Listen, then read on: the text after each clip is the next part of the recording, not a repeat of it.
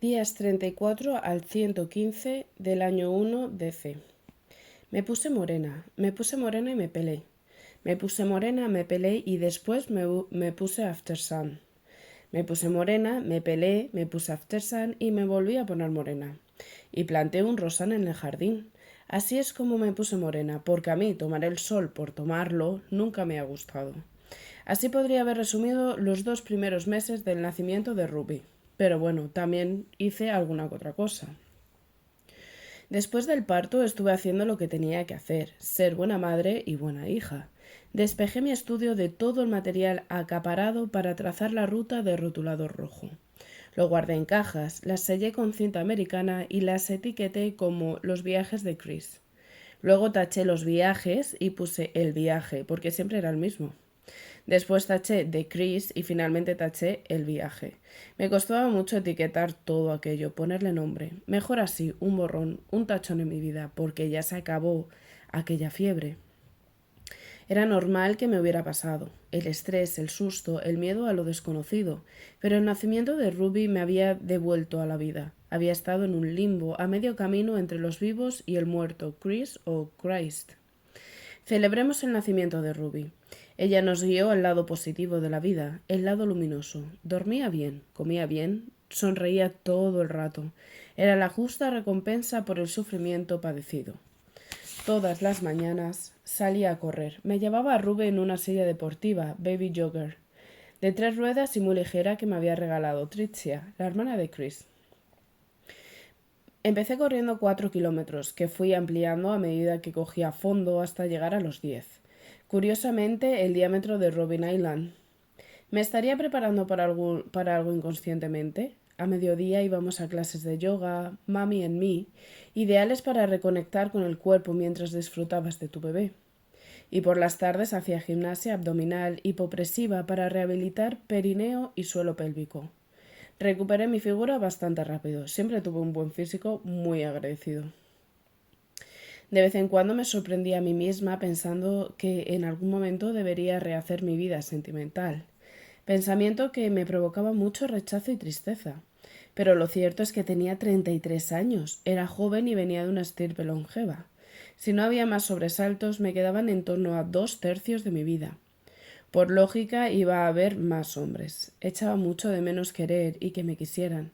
Me gustaba vivir en pareja, compartir, ver series en la cama con alguien a mi lado, a ser posible después de hacer el amor.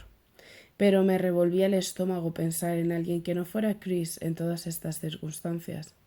Tanto que pensaba que ya había vivido todo lo que tenía que vivir en cuanto a lo que el amor en pareja se refiere, y ni siquiera me parecía mal. Curiosamente, cuando peor me sentía era cuando había gente alrededor.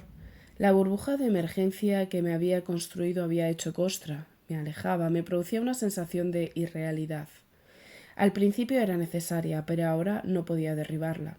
Era una herramienta defectuosa que ya no me hacía ningún bien, porque ahora sí que quería preocuparme por todo lo que se preocupaban mis amigas, colegas y familiares. Quería reírme y compartir momentos, cenas, anécdotas. Y lo hacía, claro que lo hacía. Todos los días había alguien en casa, la gente venía, visitaba, traía algo de comer. Hablábamos de lo mismo, es decir, de todo y de nada. Y se acababa el día. Seguía estando sin estar. Normalmente las noches son el momento más delicado en este tipo de situaciones. Los fantasmas acechan en la oscuridad, en cualquier rincón del silencio. Pero mi momento favorito, dormirme, desaparecer. Un refugio inexpugnable que no había sucumbido a los disgustos. El sueño no me había abandonado. Al revés, había asumido su responsabilidad, su importancia capital en esta nueva etapa de mi vida, y no se había achicado. Mis 8 horas no me las quitaba nadie, 4 y 4. Me despertaba, le daba el pecho a Ruby, se dormía y me dormía, limpio e inmediato. Pero a pesar de la aparición de la apariencia de normalidad, mientras todo el mundo pensaba que lo estaba llevando bien y, superándolo poco a poco, sentía por dentro un vacío que me pesaba demasiado. No mejoraba con el tiempo, se hacía más grande, no era angustia ni tristeza. No es que estuviera mal, es que no estaba, punto. ¿Depresión posmuerte? ¿Debería ir al psicólogo? ¿Tomar antidepresivos? No te exijas, Alice. Es normal sentir un vacío, el vacío que te ha dejado Chris. Es parte del proceso. Ya lo rellenarás poco a poco, o no, ya te acostumbrarás al vacío, será parte de ti, una habitación anexa. Será el sentido de Chris, su hueco en tu vida, y no será algo necesariamente malo ni oscuro. Podrás decorarlo, poner flores. No, mejor plantas, que no se marchitan. Busqué a Diego en Facebook. Fue más un acto de provocación hacia mí misma que otra cosa. Lo hice sin ganas, con apatía, mientras le daba el pecho a Ruby. Quería hostigar mis emociones, que se me revolviera algo por dentro. Diego Sánchez Sanz. Lo encontré. Es lo bueno de que los españoles usen dos apellidos. Los hace más localizables. Diego se reía mucho de mí porque era incapaz de pronunciar las zetas de sus apellidos. Apenas reaccioné a ver su página de Facebook, y eso que estaba viviendo en Nueva York. A 5 horas en coche, parecía que le iba bien. Las fotos que tenía, compartidas por todo el público, eran de una exposición suya en una galería de arte del barrio de Chelsea, en Manhattan. The Ones Who Looked at Me se titulaba la exposición. Eran retratos hiperrealistas de 2 por 2 metros, enormes. Primeros planos mirando a cámara de gente que había pasado por su vida. ¿Estaría yo ahí? No me lo merecía, desde luego. Le dejé con la promesa de un reencuentro. Lloramos desconsolados en el aeropuerto de Barajas, incapaces de soltarnos. A mi regreso iba a pedir una beca para irme a estudiar a España. Iba a hacer lo que siempre había querido hacer, conocer mundo, conocer otras culturas, ser artista. Habíamos planeado pasar juntos el verano, atravesando Europa en Interrail hasta llegar a Grecia, y allí en una isla pintar y amarnos. Pero desaparecí. Chris me estaba esperando en el aeropuerto T.F. Green de Warwick, con un ramo de rosas rojas y amarillas en honor a la bandera de España. Y de repente todo lo que había vivido en Madrid quedó atrás, muy lejos, como esos sueños que vives de manera muy intensa, pero que al despertar olvidas casi de inmediato. Una semana después escribí un email a Diego explicándole mi reencuentro con Chris, que sentía que era el hombre de mi vida, que queríamos volver a darnos una oportunidad, y que aunque lo nuestro había sido muy especial y maravilloso, pues eso, que adiós Diego Sánchez Sanz, adiós. Y ahora quería estar en su exitosa exposición en Nueva York, porque claro, seguro que le había dejado una huella imborrable. Seguro que se había quedado traumatizado y el cuadro era un grito en el desierto, un mensaje desesperado en una botella, con la esperanza de recuperar ese amor tan breve como intenso. Todo esto pensaba mientras pasaba las fotos de los cuadros, hasta que me vi. Entonces sí que me dio un vuelco el corazón. Las dos Alice se titulaba el cuadro. Me acordaba al detalle de aquel momento. Estábamos en su minúscula buhardilla en el barrio madrileño de La Latina. Hacía calor. Acabábamos de discutir. Acabábamos de hacer el amor. Una cosa después de la otra. El sexo se mezclaba con la rabia aún latente del enfado. Justo después de que alcanzáramos el orgasmo, de manera casi simultánea, cogió su cámara. Me hizo sentarme en la cama inmediatamente para aprovechar ese minuto, porque según él era solo un minuto en el que el sol del atardecer se colaba por la ventana. Me enfadé, pero le obedecí. Qué poco romántico, me podrías haber abrazado un poco después de correrte, le dije. Me ignoró. Me movió para situarme justo en el margen que separaba la luz de la sombra. El sol me partía literalmente en dos. Las dos Alice, el lado luminoso y el lado oscuro, dijo cogiendo su cámara y enfocando. Yo no tengo lado oscuro, le repliqué de morros, aunque en realidad estaba encantada. Todos tenemos un lado oscuro, y disparó. Estaba abrazada a mi pierna derecha, ocultando mi desnudez, y con la barbilla apoyada en la rodilla, aún sudando, con los churretes de las lágrimas y el rímel corrido. Un solo disparo. Dejó la cámara. Se tiró a la cama, me abrazó y volvimos a hacer el amor. No le agregué al Facebook, ni le di al me gusta. Apunté el número de teléfono de la galería. Llamé y pregunté por el cuadro. No estaba vendido. $20.500. Me dio envidia que él sí hubiera hecho realidad su sueño, que se hubiera convertido en un pintor exitoso. ¿Y tú, Alice, acaso lo has intentado? Diego estaba guapo, más que antes incluso, maduro con su barba. Antes no llevaba, y sus primeras canas. Contacta con él, vete a verla a Nueva York, un café, un reencuentro, le contarás tu historia entera, será un confidente. Y llorarás y él te consolará. Será bonito, sin más. No tiene por qué pasar nada. Seguro que tiene pareja. Normal. Mejor. Un paseo por el parque, os cogéis de la mano, recordéis momentos bonitos, un beso al atardecer, tal vez un polvo. Un polvo sin culpables, sin consecuencias. No será sexo, será cariño. ¿Y sigues con tu vida? Vida. Eso es lo que vi en el cuadro. Estaba lleno de vida. Yo estaba llena de vida. Compré el cuadro sin consideraciones previas, mientras le sacaba el aire a Ruby, y ella regurgitaba leche en mi hombro, manchándome la camiseta. Ni siquiera me escudé en que podría ser una buena inversión. Hice una transferencia desde un Western Union. Para no dejar rastro, usé el nombre de Grace Kelly. No quería que Diego me localizara. Me informaron de que no me lo podrían mandar hasta que terminara la exposición. En mes y medio, me pareció bien. El cuadro nunca llegaría a mi casa en Providence. Mi lento discurrir por la autopista de la normalidad y el vacío dio un giro brusco el día que llevé a las niñas al cementerio y el veneno se volvió a instalar en mí. El veneno de necesitar, querer saber. ¿Veneno? Igual no era un veneno, igual era un antídoto de salvación. Quería que Chris conociera a Ruby, que acababa de cumplir un mes. Compartir un momento los cuatro en familia lo necesitaba, un picnic en la tumba. ¿A dónde vamos, mamá? Me preguntó Olivia ya en el coche. ¿Te acuerdas de cuando nos despedimos de papá? ¿Ese sitio donde había cisnes? Ese, ahí vamos. Me gustan mucho los cisnes. Tuvimos que parar y volver a casa. Olivia se empeñó en llevar a su papá uno de sus dibujos. Entró corriendo en la casa, salió un minuto después con varios dibujos, porque no sabía cuál era el que quería regalarle, y su pluma rosa fosforito. Hija, si hace muchísimo calor, te vas a cocer. Dio igual. Asociaba a su padre con el frío. En casa no se podía usar el aire acondicionado, y se negaba a entrar en cualquier sitio en el que hiciera frío, lo que en pleno verano prácticamente eliminaba cualquier restaurante que no fuera al aire libre. Supermercados, tiendas, cines, etcétera, etcétera. Incluso Frozen había dejado de ser su película favorita.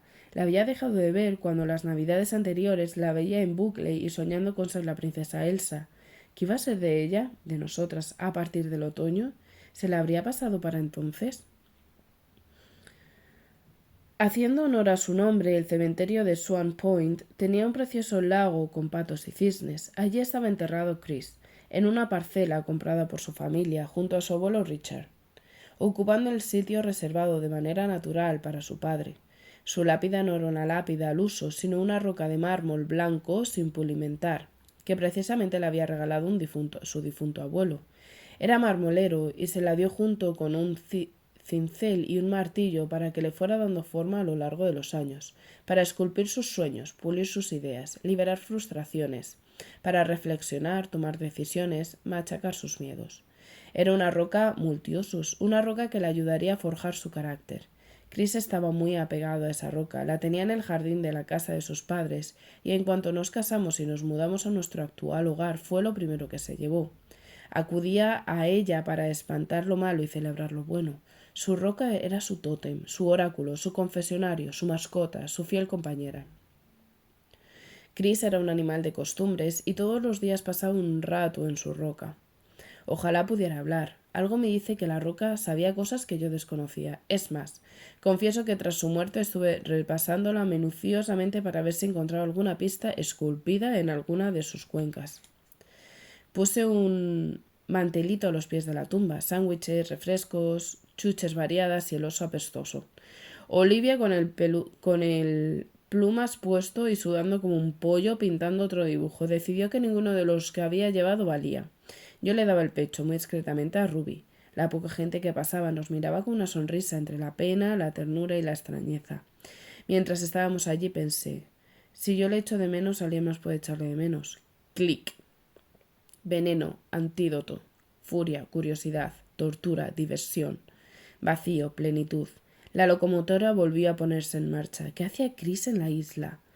Esa pregunta volvió a copar todos los titulares de mi cabeza. Imaginaba a esa otra alguien que encima habría tenido que vivir todo esto en silencio, sola. ¿Acaso no lo estaba haciendo yo también?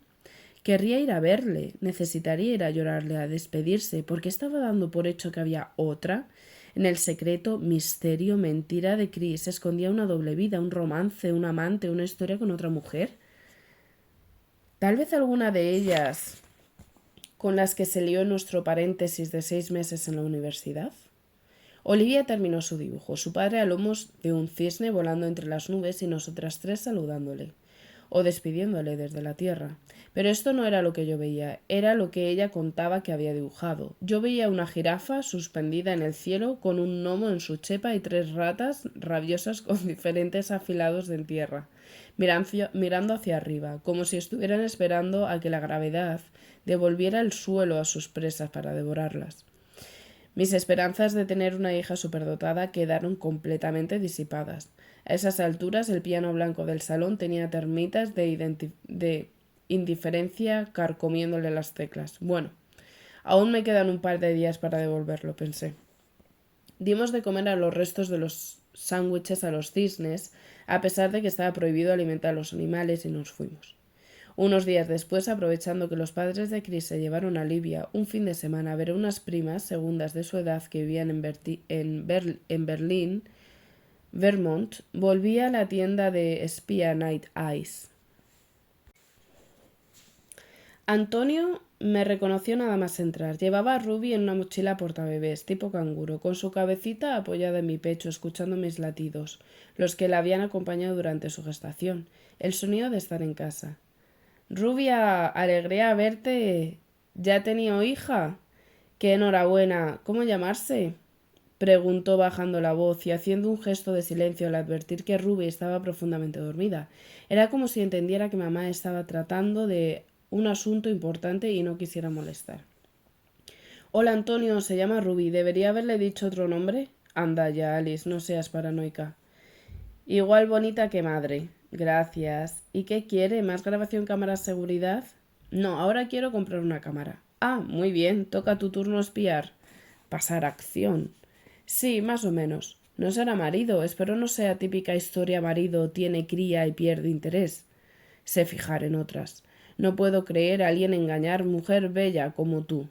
Si fuera marido sería yo pondría cámaras vigilancia, porque no creer que estuviera conmigo. En ese instante me arrepentí profundamente de haber ido hasta allí, haberme desplazado casi 2 horas para comprar una simple cámara que podía haber comprado por internet con otra discreción. Pero no quería dejar ninguna huella de mis pasos y acciones. ¿Acaso lo que estaba haciendo era algo malo? Tal vez ilegal, pero malo. Igual malo también. Pero no era eso lo que me preocupaba en ese momento. Chris no había dejado ninguna huella, o casi. Yo tampoco quería dejarlas, y si él se había empeñado tanto en borrar todas las posibles pistas, por algo sería. Sí, Alice, porque no quería que te enteraras tú, porque fuera un capo del narcotráfico. Perdón, voy tangencial, no necesita explicaciones. Aquí nunca explicaciones, rectificó Antonio al ver que me perdía. Dime qué querer y yo digo qué necesitar. Una cámara pequeñita de vigilancia. Hay cientos modelos cámaras. India, Kerala, esternopeica, botón, llavero, cinturón, webcam, inalámbrica, de visión nocturna, con sensor de movimiento. ¿Dónde quieres ponerla y para qué usar? Fotografías, vídeo, ambas. Insisto. Dime qué querer y yo digo qué necesitar. Me sentí igual de abrumada que cuando miré en internet. Por eso también decidí ir hasta allí. No sé, algo pequeño que se pueda esconder para hacer fotos de gente que vaya o pase por un sitio concreto, que se pueda dejar allí, que no haga falta tener que cambiar la batería, vamos, que dure. Ah, y que sea para exteriores. La elegida fue una cámara de camuflaje Bashan Trophy Cam. Antonio me dijo que se utilizaba para caza mayor, y que ya veía que yo también iba a caza y soltó una risilla más cerca del jujuju que del jajaja. Era del tamaño de un pequeño transitor y me costó $290, totalmente estanca para aguantar en las condiciones climatológicas más adversas, de 8 megapíxeles, con sensor de movimiento y una tarjeta de memoria flash de 64 gigas, es decir, unas 22.000 fotos en HD, con 8 pilas AA, que en modelo stand-by podía durar más de un año fácilmente. Antonio me formateó la tarjeta y me configuró la cámara para tomar fotos. También hacía vídeo. a intervalos de 3 segundos, cuando detectara movimiento, con impresión de fecha y hora.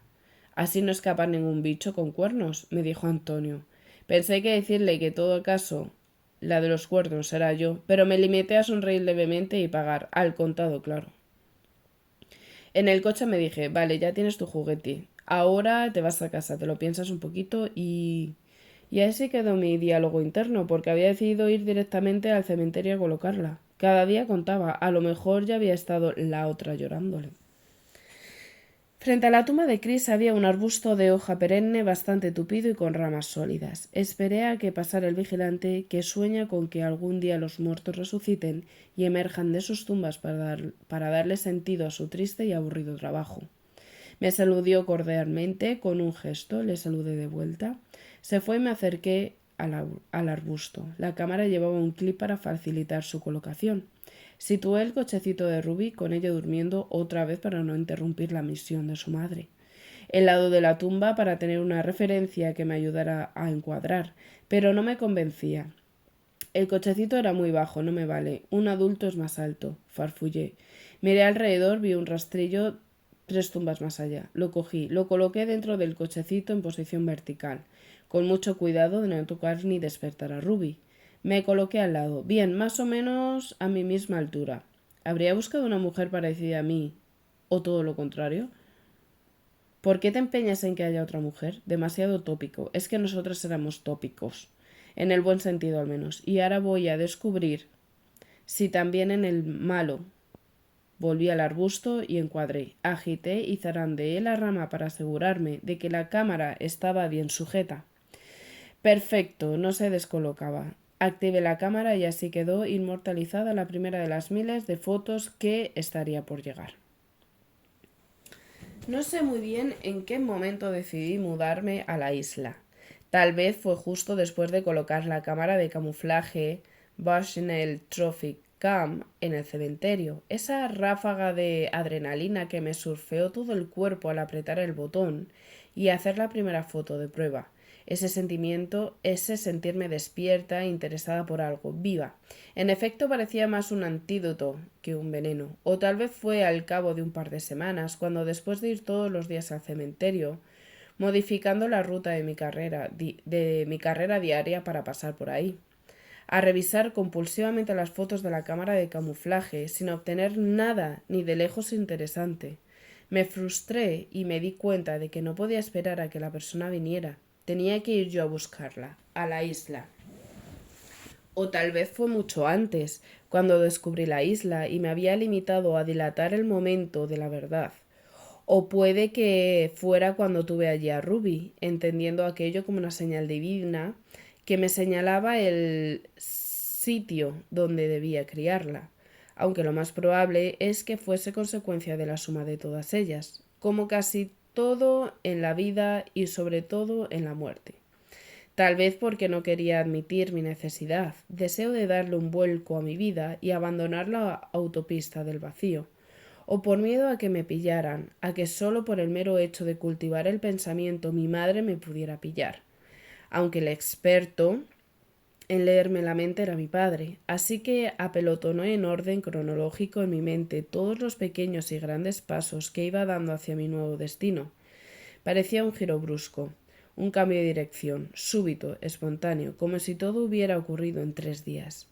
Pero, hija, todo esto en 3 días, esta es una locura, estas cosas no se hacen así, insistía mi madre. Yo ni se lo negué ni se lo rebatí, porque en mi mente, en efecto, era como si apenas hubiera pasado el tiempo. Pero la realidad era que ocupaban 3 meses, lo que había transcurrido desde la muerte de Chris y el comienzo de mis pesquisas detectives de andar por casa. Que tampoco es que 3 meses fueran un mundo, dada la magnitud de la decisión. ¿Cómo? ¿De qué magnitud hablaba? Me estaba yendo a vivir a 3 horas de mi casa, a un sitio bucólico, bucólico, bucólico. ¿Dónde estaba la magnitud? La magnitud estaba en mi pequeñez, en lo diminuto y claustrofóbico que era mi mundo. Y por eso te ibas a vivir a una isla diminuta y claustrofóbica, en la que probablemente tu marido guarda un secreto igual de diminuto y claustrofóbico. Genial, un gran avance, sin duda. En cualquier caso, aquella decisión la tomé siguiendo una de las reglas de oro de Chris. Una regla zen que decía algo así como que los asuntos de vida trascendencial hay que tratarlos con ligereza y los asuntos ligeros con máxima trascendencia.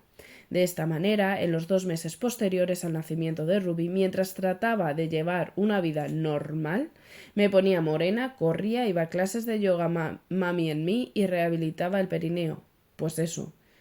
Que si un día tecleé en Google Robin Island, agencia inmobiliaria, y el primer resultado que me salió fue McCarthy Realty.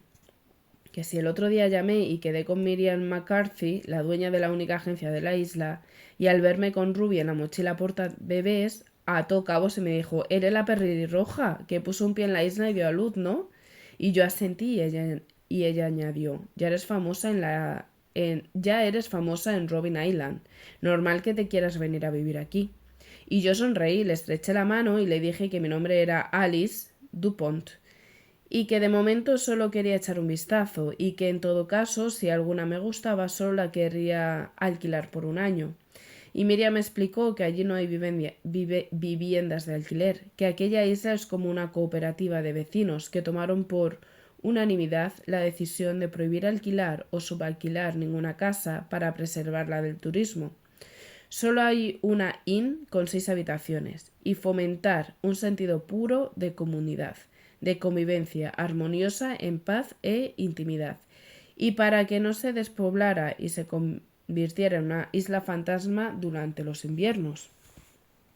Y a pesar de mis reticencias, se empeñó en enseñarme varias viviendas mientras trataba de convencerme de que alquilar era tirar el dinero y que debería aprovechar para comprar, porque tras el paso del huracán Sandy, las ventiscas posteriores, que fueron casi peores, la zona se vio muy afectada y había más casas a la venta que nunca, con lo cual el precio se había desplomado, pero que el mercado ya estaba volviendo a animarse.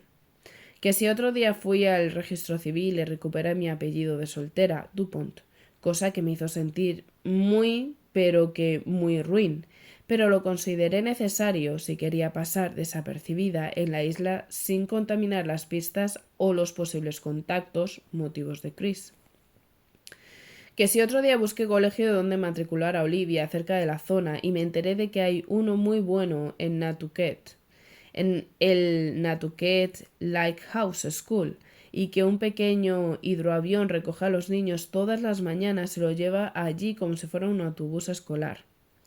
Que si otro día le pregunté a Olivia si le gustaría vivir en aquella isla tan bonita que fuimos a visitar un día y me contestó ¿cuál? ¿La isla de la montaña del árbol de los besos? Y yo le dije que sí, esa misma, y ella muy entusiasmada ¡sí! Porque me gusta mucho y porque no me dio tiempo a poner mi letra en el árbol. Que si otro día le conté a mi padre mis planes de mudarme antes que a mi madre, porque sabía que él me iba a entender y porque me quemaba mucho la cabeza todo el rato y estaba asustada. Que si otro día me empecé a ahogar como si me hubiera olvidado de respirar y acabé en urgencias y me dijeron que había sido un ataque de ansiedad y decidí que era por toda aquella locura y la deseché e intenté olvidarme del tema. Que si otro día me volví a ahogar y otra vez acabé en urgencias. Que si otro día me volvió a ocurrir y ya no fui a urgencias porque me habían dado unos ansiolíticos, Shannon, para los ataques de ansiedad. Que si otro día me volvió a dar y mi padre me dijo que a lo mejor lo que me provocaban los ataques de ansiedad no era la idea de irme, sino la idea de quedarme.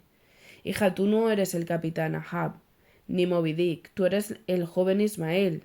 Es tu relato, tú eres la que sobrevive, me dijo respondiendo a la duda que nunca le planteé, como si hubiera estado todo ese tiempo esperando el momento adecuado para que la respuesta tuviera el impacto necesario. Y lo tuve, y lloré en su hombro y le quise mucho. Que si otro día volví a Robin Island y Miriam, la de la inmobiliaria, me volvió a enseñar las 3 casas que más me gustaron y que mejor se ajustaban a mis necesidades.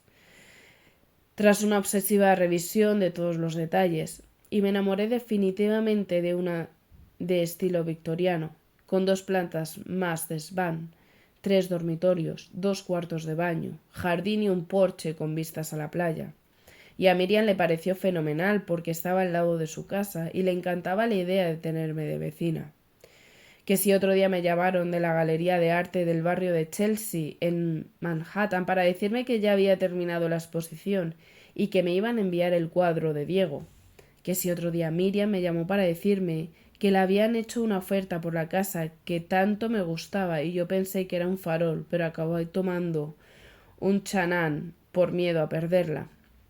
Que si otro día di una paga y señal para ganar algo de tiempo. Que si esa misma noche me dije, Alice, ¿para qué quieres ganar tiempo? Eso es perder tiempo. Si de verdad quieres ganar tiempo, compra ya la casa y vete, ¿qué es lo que quieres hacer? Cada día cuenta, ¿recuerdas?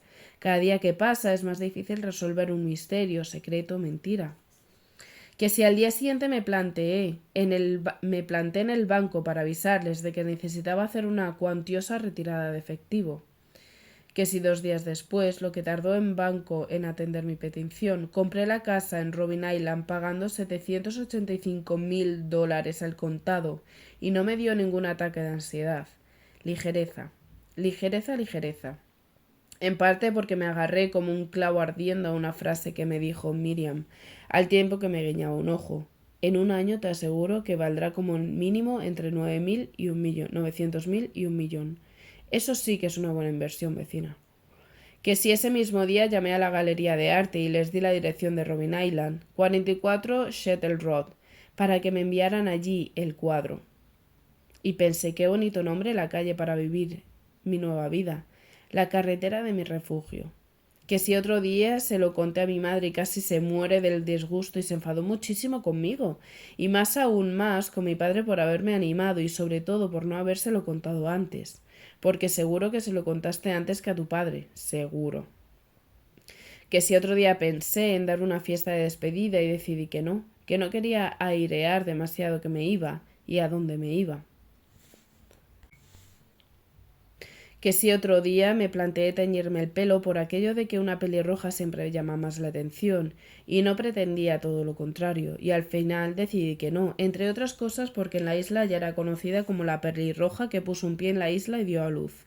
Y hubiera sido un poco sospechoso el cambio de color, pero aún así me lo corté, mucho más corto que nunca en mi vida para disgusto. Uno más, de mi madre. Adiós a mi larga melena. Hola, melena corta, desenfadada. Que si otro día hablé con el director Preston y le dije que iba a dejar mi puesto de profesora en el Seacon River School, y él entendió que necesitara cambiar de aires y se emocionó y se puso triste y me dijo que mi puesto era vitalicio y que lo podría recuperar siempre que quisiera, y se despidió de mí dándome un ligero beso en la comisura de los labios y diciéndome lo bien que me sentaba en mi nuevo corte de pelo, y pensé una de dos, o estaba enamorado de mí o era gay. Que si otro día mi madre insistió en que ella se quería venir a vivir con nosotras, aunque fuera unos meses, para ayudarme a instalarme, y me tuve que tomar otro ansiolítico. Que si prácticamente todos los días pensaba que estaba huyendo, hasta justo la mañana de la mudanza, cuando quién sabe si por un puro instinto de supervivencia decidí que no, que huir era quedarse, huir era no hacer nada.